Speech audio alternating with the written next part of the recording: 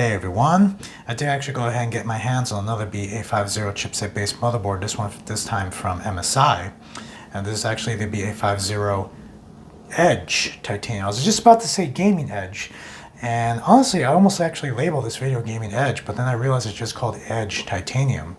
So yeah, they took out the game. This is actually one of the top tier offerings based on this particular chipset from MSI, and this is actually in a titanium color scheme, basically a very similar color scheme as a similar offering from Gigabyte, basically the ice color scheme that they actually have to offer. So let's go ahead and take a look, get a motherboard unboxed, and take a look at everything it's got to offer.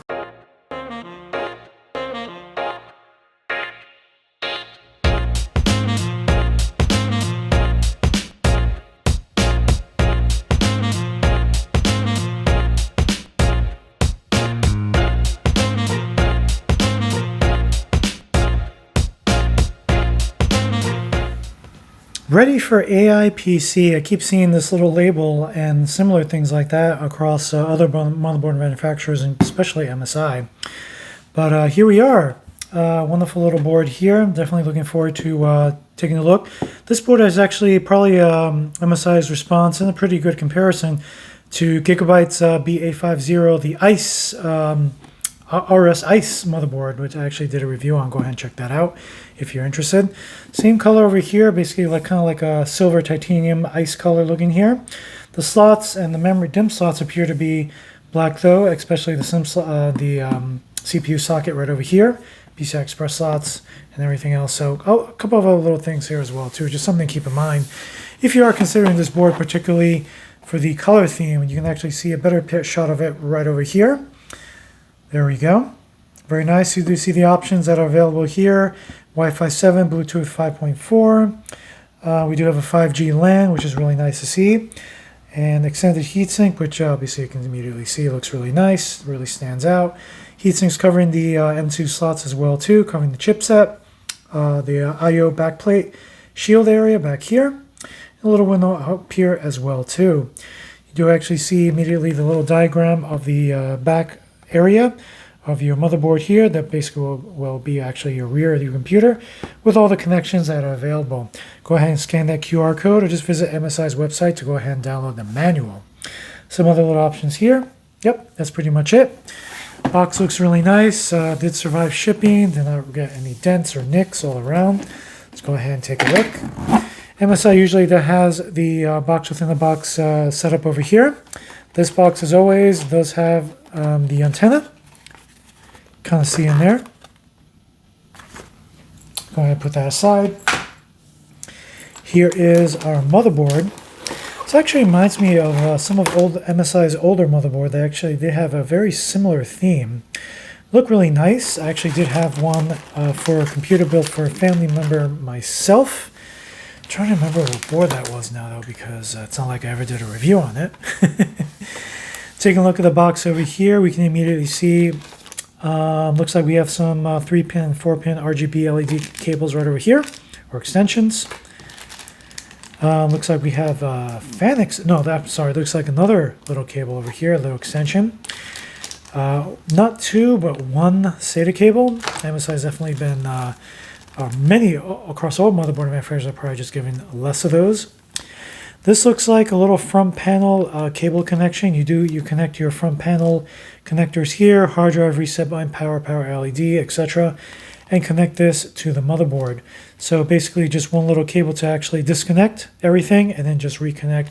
Very easy. Some other motherboard manufacturers are adopting this particular thing, which is really nice to see because it can be a little annoying to just, connect each one and then, whoops, I connected the wrong one to the wrong place. Little shout out pamphlet over here if you're actually going to be doing the review. Can probably get some rewards and whatnot, at least they say. EU regulatory notices. Some little stickers over here which are really nice. I'm pretty sure they're going to have the cable labels again that you can actually write on. Oh, yep, that's it. And little stickers there for your dragon. Quick installation guide as well too. Go ahead and scan that for other little options here, including the MSI reward program. If I recall now, I think it was one of one of the AM3 sockets, or AM3 Plus, was one of the last MSI motherboards I actually had in this particular theme, but unfortunately I do not remember the name of the board. Maybe I'll look into it and find out, or maybe you guys can actually help me look into it. I'll let you take a guess what board it was. It was an MSI board, obviously. Definitely an AM3 or AM3 Plus chipset, so I do not, 99X or FX, I forgot. So definitely something to look into. Maybe you can find out what board it was.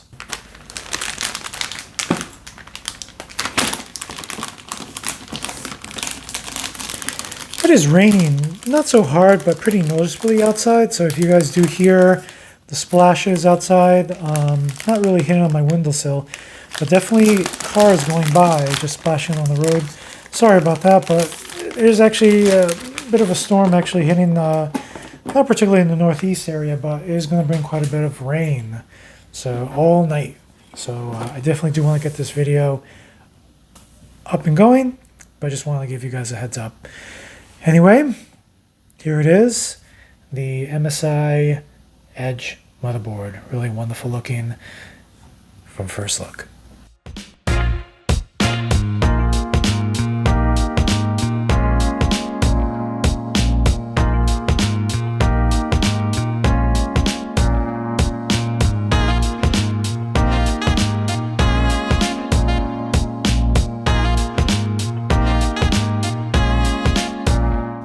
We are now taking a look at the board from above, and first thing we actually see right almost in the center is our AM5 socket, the very important piece here where your CPU is installed. Go ahead and just demonstrate that for you here. All AM5 CPUs are pinless, so your pins are right here on the motherboard right there, as you can see. So just keep this little piece of plastic on if the board's not being used. It's good for protecting it from any pins getting bent, any other dust and other stuff just getting in there. Really nice to go ahead and keep even when the motherboard is already in use. If you actually do have a little box or bag where you keep all your stuff for your motherboard or your system in general, just go ahead and toss that in there as well too. And just below here we do have our little heatsink covering right over the primary M2 slot for your NVMe drive for good speed SSD goodness. And this actually has a really nice push and lift release latch right over here, as you can see right there. Lightning Gen 5 M2. Push this right over here and you'll see the whole heatsink has some weight to it. Comes right off. And you can go ahead and peel this little plastic film on the bottom. Peel this right over here to give you access to a little thermal pad right over here. Install your drive there and you are pretty much good to go. I believe there is a little screw there that can actually go ahead and just keep the drive down. Just go ahead and easily put this right back in. Just below the heatsink and between this heatsink and the other one, we do have our main PCI Express slot right over here for your dedicated video card. Very ideal connection right there for that particular use. It does also have the little easy latch right over here. Just press that. You'll see this actually moves over to allow the little video card, a little plastic nook underneath to just basically easily just go ahead and slide out once you're ready to go. Or you installed your video card, just press it, it locks right in. Very nice, much easier than having to basically use a flathead screwdriver or very small fingers to sneak in here and actually push this down, which used to be just a little plastic lever. Can be difficult to reach when your video card is pretty large video card, and also if you have a pretty large heatsink and cooler for your CPU. Just below that, we do have another little heatsink here covering the additional 2 M2 slots right over here. This is actually held down by 4 screws, so no easy latch on this one, which is a little disappointing, but it is what it is. You may not actually be using this unless you do plan to use multiple NVMEs on these M2 slots, so just bear that in mind. That's probably why this is actually just screwed in there, just for not so easy access. It might actually fall off, or you just might nick it a little bit and it'll just come right off at some point. You do have 2 slots under here. I'll just go ahead and remove basically the little plastic film to allow access to the thermal pad to give the NVMe drive some cooling and heatsink access. Down here we do have an additional PCI Express slot, and additionally another little heatsink covering another M2 slot. You can actually see that right there. And this obviously is held down by additional 2 screws, another third, so it looks like a total of 4 M2 slots for your NVMe drives. And further below, 1 additional PCI Express slot. Taking a look at the I/O shield and backplate area, where basically is the rear of your computer once everything's set up and installed. We can immediately see on the back we do have two buttons over here, Flash BIOS and Clear BIOS or CMOS right over here. So go ahead and hit this little button if you do have the latest firmware on the thumb drive, and you actually can go ahead and plug that into a dedicated USB port right over here. I'll probably get to it to see which one it is. It's probably this one right over here. You can actually see the very small font Flash BIOS. So go ahead and plug that in there if you plan to flash the BIOS without the need of a CPU being installed or memory either as well. Over here we do have a little CMOS button right over here if you want to go ahead and clear the CMOS as opposed to just always yanking out the CMOS battery. Here's that little button. Just really careful. I have actually accidentally nicked this button and basically cleared my CMOS on the motherboard before. I believe in the BIOS there is an option to actually go ahead and disable that or just change the function of it if you like. Right next to that we do have our HDMI slot right over here. If you are planning to use integrated graphics on your Ryzen 7000, 8000 or 9000 series CPU, this will be the ideal connection. Not only that, you can immediately also use one of these connections, one of these USB-C connections, I bet as well too, to basically go ahead and access display and connect the monitor. The USB-C connections are actually much more popular now with monitors, or you can just use an adapter to USB-C to DisplayPort or HDMI. Right over here we do have a regular red USB 3.2 port also being used for the Flash BIOS. I already mentioned it, but it is also a USB-C port right over here, another one to the right, and another blue USB 3.2 port over here. Right in the middle we do have four USB 2.0 ports. Really nice to plug in a keyboard, mice, printer, webcam, etc. Other stuff that doesn't necessarily need too much speed, using up all the bandwidth of your USB ports right over here. Right to the right we do have an additional USB-C port, three of them in the back, which is really nice to see. Another USB 3.2 port right over here, and that LAN 5G connection right over here. To the right of that we do have two connections here for your antenna for Wi-Fi, not just for Wi-Fi but also for Bluetooth. If you are not planning to use Wi-Fi on this system but planning to use Bluetooth, go ahead and screw on those antennas here, otherwise your Bluetooth signal will be so weak you basically move 6 inches to a foot away with your headset or earbuds and you'll just lose signal immediately. And finally, all the way to the right we do have our audio connections here. We do have right down there the optical SPDIF connection here, a mic in, and a line out connection here just for regular stereo speakers. Hopefully the extra light from the camera over here actually helps. Right over here on the lower left of the motherboard, now we're taking a look there, is our front panel audio connection. If you do have those little front panel audio connections on your case, or you do have one on your dedicated sound card if you are using one, I actually do use one personally on one of my main PCs. This will be the connection you can use if you do want to take advantage of the little headphone jack or microphone connection on your case or dedicated sound card, if of course you'd like to. Right next to that, it looks like we do have two connections here for RGB LED. One's a 4-pin and one's a 3-pin right over here. Very nice to see, and I'm pretty sure there's going to be additional connections. I can even eye one all the way in the upper right of the motherboard, and we'll get to that in just a moment. Over here, it looks like we do have a 4-pin fan connection right over here. Looks like it's labeled as number 6. Go ahead and just zoom in there for a moment. Even I can't even see that little small font. So a nice 4-pin fan connection right over here. Next to that, we do have an 8-pin power connection. MSI has actually been introducing these basically just to go ahead and give you additional power to the PCI Express slots. Definitely nowhere near a substitute to basically give all extra power, enough to power up really powerful video cards, anything like 4080s and 90s, and of course now 50s, 70s, 80s, and 90s. Just basically just go ahead and give additional power to just PCI Express slots, especially if you're using video capture cards and other hardware like that. Further to the right over here, we do have two front panel USB 2.0 connections here. Very odd to see, but these are actually still popular on all motherboards these days, especially if you do have a component inside your computer, such as the power supply, that uses these little connections to give you access to monitor things like RPMs and voltage and other stuff like that in a power supply. I'm definitely sure there are other devices that take advantage of these things as well too. Further to right here, we do have two additional fan connections right over here, both 4-pin. Very nice to see. And immediately all the way to the bottom right, we can immediately see another 4-pin fan connection already. It's already a total of 4 right on the bottom. Not to be missed, right over here, we do have a little additional RGB LED 3-pin connection here. And over here in this particular area that I'm circling, particularly this one here, are our front panel connections. That 4-pin right up there is basically a speaker, which no one really uses anymore. But there it is, in case you want to be old-fashioned and retro and actually use it. And over here, basically, that little cable that I demonstrated earlier that you can connect the front panel connections to will go immediately right over here if you're not planning to connect them directly. And just basically much easier access to go ahead and disconnect and reconnect them as you please. Moving along to the right side of the motherboard over here, we can immediately see dual. Really nice to see. Dual front panel USB 3.2 connections right over here. If you do have 2 or even more, which will even be great for you, feel free to go ahead and connect those front panel connections over here. If you are also using a USB, give you additional like a controller card for USB 3.2 connections. Sometimes they do have this connection here for additional power or just basically just connection itself.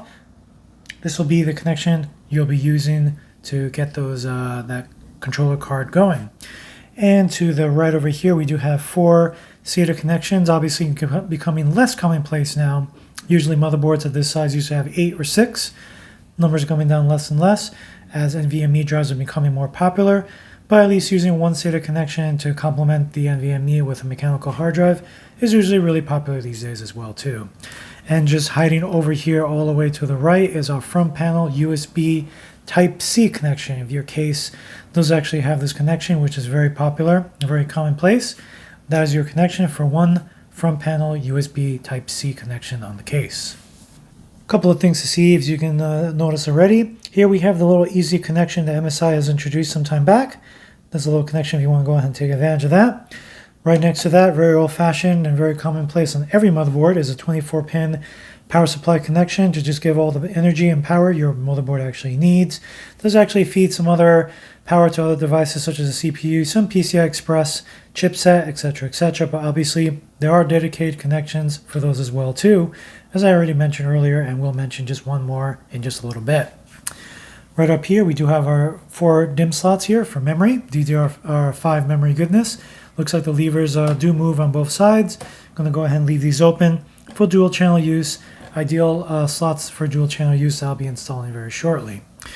Right over here, not too commonplace on motherboards these days, but MSI still uses them, is a little LED notification right over there. Usually once your computer is fully booted up and everything, it does tell you the CPU or system temperature. I believe you can even program it to actually show something else. But ideally, this is really used to give you error codes and basically just give you the current status of your motherboard as it's posting up.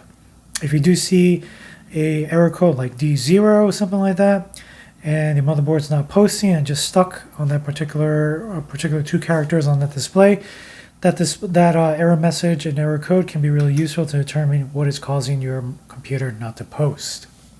Additionally, that being said, it still does have these little 4 little notification lights over here. Each of them are marked CPU, RAM, video, I believe, etc. That does allow you to go ahead and just see very clearly in color-coded like yellow, white, and red if one particular device there, such as memory or CPU, VGA, is basically causing the computer not to post. Finally, here on the upper right, we do have an additional 3-pin RGB LED connection, as I mentioned earlier, and another 4-pin fan connection right over here. I'm pretty sure you can see there's more up there. I'll get to those in just a moment. Taking a look at the top, we do have those additional 3 4-pin fan connections. Looks like it's a total of about 8 fan connections. Obviously, this one right over here, CPU, you can actually see it upside down, is our dedicated connection for CPU air cooling right over there. The white one is actually for pump if you are planning to use water cooling on your CPU. This will be the connection you'll actually be using. One additional 4-pin fan connection for use as well. Up here we do have a really nice looking heatsink, very solid, very nice and good quality. Additionally, to the right we do have dual 8-pin CPU power connections over here.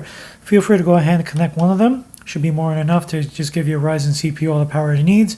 Even if you plan to use a CPU, it's about 125 to 170 watts. If you are planning to overclock, the additional 8-pin connection right over there could possibly be needed. But again, if you do actually go ahead and connect both of them, no harm done if you're not planning to overclock. It's not like it's going to overload the motherboard or CPU. Wonderful looking motherboard. Really do like the features and all the excessive ports it actually has. Really looking forward to seeing how it looks in the case I do have it in mind for. So let's go ahead and get a CPU installed, some memory, toss it into a case, video card. I will not be using an NVMe drive or an SSD storage device for this particular build, but I'll definitely go ahead and demonstrate the BIOS here once we're done. So let's hit it.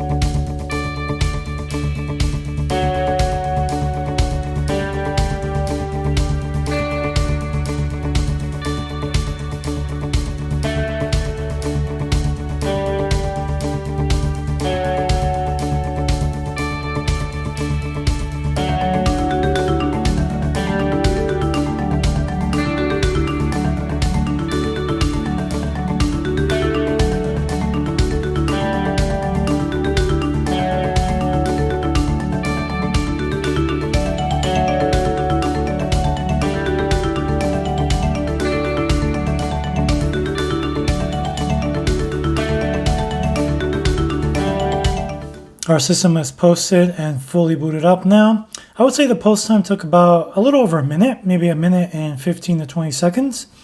Even after I gave it a thumbs up, it did actually reboot again, and just a few seconds later, it went in here. So very nice to see. Seems like future generations of motherboards just keep taking longer and longer to post. Hopefully that's a trend that won't, basically slide into oblivion. But here we are. Everything looks a-okay. There are a couple little options here, and obviously first boot and first post always takes the longest. So let's go ahead and take a look here. We are currently in MSI's easy mode. Easy mode here, advanced for F, or just go ahead and tap on F7. Let's go ahead and take a look at the options we actually do have here on the top. Right over here, we're almost around the middle. We do have a couple little options here, very important options, obviously. M-Flash, go ahead and click there if you want to go ahead and engage the utility to update your BIOS firmware. The firmware currently being used here is late December of 2024. So I'm pretty sure there's probably a new BIOS version from February. But right now, let's go ahead and take a look at what we got. So obviously go ahead and plug in your thumb drive, engage this, the system will reboot, and off you go to use the utility. Hardware monitor, one of my favorite options in MSI motherboards. Go ahead and manipulate fan RPMs and temperature and Celsius thresholds right over here. Very easy to manipulate, just move the chart around, pick your fan obviously, move the chart around, or manually go ahead and enter the temperatures you're looking to see and achieve. Temperature over here, fan speed over here. Once it does hit that threshold, the fan speed will increase or decrease appropriately. Here we see our CPU fan, 840 RPM per minute, and one little single fan that I have plugged in here as well too. Some other options you can immediately go ahead and engage here. Smart fan, enable, disable that. Choose between PWM or DC. The voltage obviously associated with those settings, and other little options over here on the right. You can also see some additional information here, including CPU core temperature, chipset, system temperature, and voltages below. Here we have MSI Performance Preset. I did actually see this option here immediately when I went to the BIOS. Engage that into either audio or enable. Profile, go ahead and load up system profiles here, profiles that you actually do have saved. Basically, if you do have a bunch of settings that you actually made, go ahead and save that into a profile here. And what's a really nice thing is if you do have a USB thumb drive plugged in, you can go ahead and export them to your USB thumb drive. Really useful if you're planning to update the BIOS, which may actually wipe out the save profiles you do have here. So feel free to go ahead and reload them from USB. Favorites, go ahead and engage that here. You do have the option to go ahead and take a look at some settings here, and I believe right click or hit another key on the keyboard to go ahead and have that set as a favorite. And BIOS log over here, you can immediately see if you actually change anything currently before you actually go ahead and exit and save. I believe you can probably go ahead and click on that to just go ahead and engage that particular setting and revert any settings you want to go ahead and do. Help, obviously, go ahead, click that over here. A couple of options over here under help. Search, and go ahead and just type in whatever you want to go ahead and search for. You do see all the options regarding your search results. Go ahead and type in memory, you'll see all that as well too. Snapshot, if you do have a USB thumb drive, it's probably the third time I mentioned the USB thumb drive. You can go ahead and take a snapshot of what you're actually seeing here. Very nice to see if you actually want to go ahead and say a JPEG or a PNG file and want to actually demonstrate that to somebody. And exit, of course, go ahead and click here if you want to go ahead and save in your configuration exit. Down here, we do have some options here. Go ahead and engage, enable, disable CPU game boost. Enable, disable NPU AI boost as well too, currently disabled. And memory overclocking profiles here as well too. You can immediately see that. If your memory does have overclocking profile built in, you'll see that option over here. Right in the center over here, we do have information about our motherboard, the full name, BIOS version, BIOS build date as I demonstrated earlier, and the total system temperature at the moment. Over here on the right, we do have a full CPU name, current speed, voltage, CPU core temperature. Just below, we do have our memory information here in terms of DIMM slots being used. You do actually see the 2 DIMM slots being used, the other 2 currently being empty. Crucial technology memory, both of them are 8 gigabytes for a total of 16 gigabytes up here. It's a little cut off here because Crucial technology probably just takes up the entire space right there. Down here below, we do have all SATA ports and M2 drives down here. Currently, all of them are empty. And fan profiles here, immediately you can go ahead and see that right there. But if you click here, you'll basically just be taken right back into hardware monitor. On the left side, we do have some easy configuration settings right over here, as you can see. Graphics detection, obviously go ahead and enable disable this if you're planning to use onboard or use a dedicated graphic card. MSI driver utility installer, if you do have this enabled, which it currently is, once your operating system is installed, you may get the prompt at some point to go ahead and install the drivers for all the device drivers built onto the motherboard. Default home page, go ahead and just choose basically where you want your motherboard or your BIOS to actually be preset every time you go ahead and enter it. Click over here, you actually do see some other options here, favorites. Immediately set those up as well too. Right here in the middle, we do have some easy on and off options. Fail fan controls, temperature unit, go ahead and change that to Fahrenheit or Celsius, as you can see right there. TPM setting right over here. Easy LED control, ERP ready, and debug code LED control here. On the bottom, we do have our boot priority. Go ahead and just drag and drop as you choose to do so. Obviously, the priority right here is always the hard drive. If you do have a SSD installed and your operating system is already installed, you'll actually see that right over here instead of just seeing a plain old hard drive. And the bottom left, we do have our date and time. Go ahead and click there to go ahead and engage the date and time and just make changes as you need to see fit. And that is pretty much it for easy mode. I'm going to go ahead and jump into advanced mode over here, do a quick overview of advanced mode, and all the settings are pretty much involved here. Starting with system status, some of the options have actually remained the same, such as the top, the right side, and everything on the bottom, so I won't be going over those again. But over here, we can immediately see system status. You immediately see some options here, some more thorough information, your BIOS vendor, date, time, everything, all the hard drives are currently plugged in or not plugged in this case. Your system information, BIOS version, BIOS build date, total memory, cache size, L3 cache size, DMI information here. Go ahead and check that out, including the serial number of your motherboard. Jumping right back in, we can scroll down to advanced mode here. Very useful options over here, PCI subsystem settings, ACPI settings. Over here, you can go ahead and click there to enable or disable devices that are built on your motherboard. The LAN, the Wi-Fi Bluetooth module. You do have the option to go ahead and choose to have the Wi-Fi or Bluetooth on only. SATA configuration, as you can see here. Enable RAID mode if you plan to do so, or disable or enable the built-in audio as well too. Some of the options here, obviously integrated graphics configuration. If you are using a dedicated video card, go ahead and choose the appropriate setting here and just disable the integrated graphics here. Otherwise, you'll probably start seeing both the dedicated graphics and the onboard graphics if your CPU actually offers one. USB configuration over here, power management setup, BIOS UEFI CSM mode, Wacom LAN event, click BIOS configuration, as you can see there, secure erase for SSD or NVMe drive wipe as well too, MSI driver utility installer as I mentioned earlier. Go ahead and test your NVMe if you do have one plugged in. And down here, we do have AMD overclocking. Probably going to give us that warning, as you can see here. Just be really careful when engaging this area here. You are obviously manipulating the overclocking options for CPU, memory, and voltage and timings. So just be sure you know what you're doing before engaging in any of these particular settings. Speaking of more additional overclocking settings here, you can immediately see those right over here. If you actually did not accept the earlier warning about overclocking, I believe this will actually be set to normal. Some of the options here are some basic options for CPU, but also some additional options here, such as changing the CPU ratio. DRAM setting as well too. DRAM, there's an option to go ahead and enable the profiles, manually change the DRAM speed, and some other options over here as well too.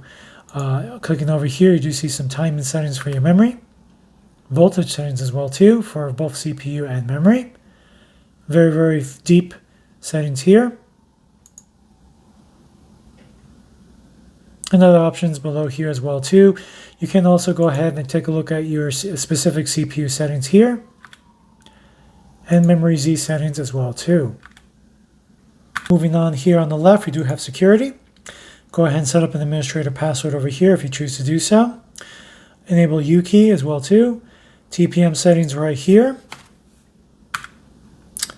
The chassis intrusion configuration if you do have that particular module connected to your motherboard and on the case. And secure boot options over here.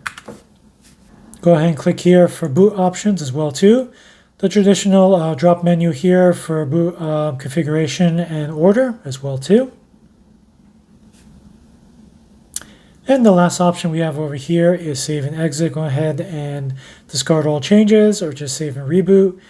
Discard changes completely, restore to defaults as well too. Beautiful motherboard. Really taking a look here. That nice little dragon on the left is LED, and you can definitely control it with MSI's software once you do have your OS set up. You can immediately see a little green light right over there, just giving you the thumbs up that your motherboard is posted, and a little LED display right there. Not sure where 03 stands for, but usually I see a 00 when the motherboard's in post. So who knows? Maybe that's something that'll change in future firmware update, or maybe that's just basically the way it's supposed to be. And once your operating is all set up, you'll probably start seeing the CPU temperature in Celsius. And don't really see any other LED RGB built on the motherboard, but that's all right. A lot of connections on the motherboard for LED RGB cables and controls for fans and basically everything else. System's really nice and quiet, looking pretty good. I really did enjoy actually looking at the BIOS, pretty stable so far. So let's see what future updates will actually bring. Hopefully you enjoyed this video. Go ahead and hit that like and subscribe button.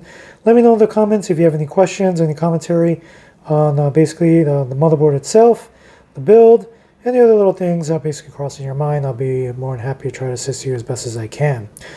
As always, thanks again for watching. And as always, stay safe, take care, and good luck with your build. Let me know if you got any questions.